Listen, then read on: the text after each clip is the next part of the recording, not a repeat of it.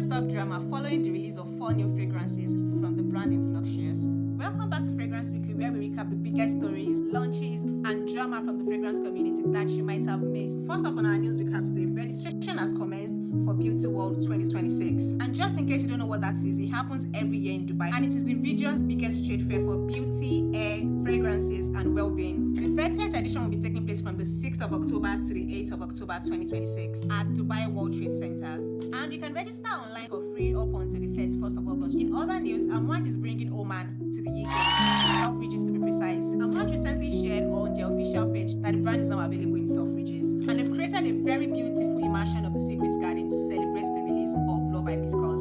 You can visit Selfridges up until the 6th of September to experience this beautiful immersion. Moving on to the fragrance talk drama of the week. Drum rolls, please. A fragrance content creator called Precious Aroma is getting a lot of backlash.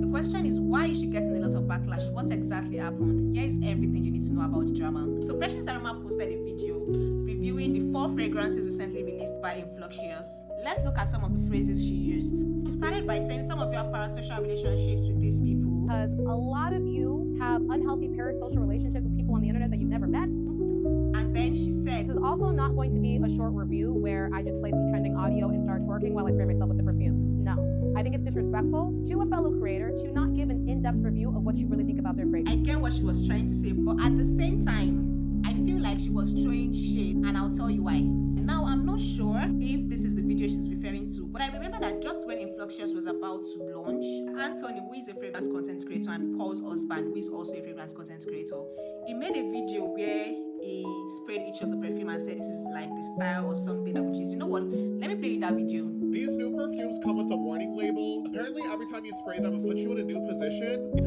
Okay, that's what you're gonna give us. This is okay. That gives this one. You can go and watch the full video on his page. Now, I'm not saying that she was referring to him. It could have been another video. It could have just been a normal sentence. But 2 plus 2 is looking like 4 to me. So I don't know. So let's start with the actual review. She started by rating Well Loved as her least favorite. I would actually say I think it's bad. Like, I legitimately think that it smells bad. I wouldn't wear it myself, and I wouldn't want to smell it on anyone. I had to wash my hands to get this off of me because I didn't even want to smell the wasp of it. For iLife, she said, it's a rose with floral fragrance, but that's not really my thing. Maybe floral lovers will love that. For Gold Standard, she did say that she likes the DNA, but she called it abysmally bad.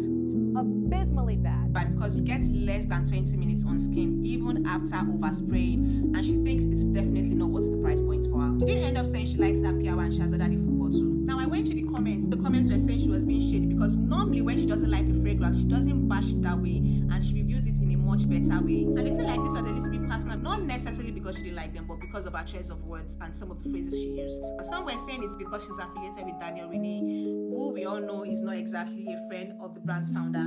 So anyway, I'm not here to be Judge Judy today, just to give you a recap of the drama. All in all, I believe everyone is entitled to their opinion. Every creator owes their audience an honest opinion. Again, just because you don't like and appreciate it does not mean that other people will not like and appreciate it. And also, this is a new business, a new brand. You don't have to like, but you can be more graceful. Now, speaking of fragrance influencers creating their own perfumes, one of the OG fragrance content creators, Demi Rollin, has released 2 new fragrances. And if you don't know, Demi Rollin is an Australian YouTuber who started a YouTube channel in July 2012. She and her husband, Pierre-Louis Berrier, has released 2 new fragrances to celebrate their wedding. The fragrances are called Mr. B, the groom, and Mrs. B, the bride. Love truly is a beautiful thing, and congratulations to the couples on the release of their fragrances and their wedding. And our last news of the day has to do with money, numbers, and figures. One of the world's biggest fragrance suppliers, IFF, reported strong growth in the fragrance business. According to IFF, its scent division has increased by 8% in the second quarter, while fragrance ingredients increased by more than 20%. And why should you care about this as a perfume lover? It's very simple. That's your money. The IFF operates behind the scenes, supplying fragrance ingredients and perfume expertise to the industry. So while we all are busy talking about the latest fragrance launches, the companies actually making the fragrance ingredients are giving us a glimpse into the industry and showing us how the fragrance market is performing. Which brings me to a question. Would you rather spend £250 on the Selfridges Advent calendar, or would you invest that in a stock, maybe a fragrance brand, or a company like Jovadon or even IFF? What would you do? And that's all the recap for today. Remember, if there's any story I missed or any story you want me to look into, just drop me a comment or send me a DM and I'll definitely look into it. And if you really love and enjoy this series, please give me a follow so that you don't miss the next one. And I'll see you next week.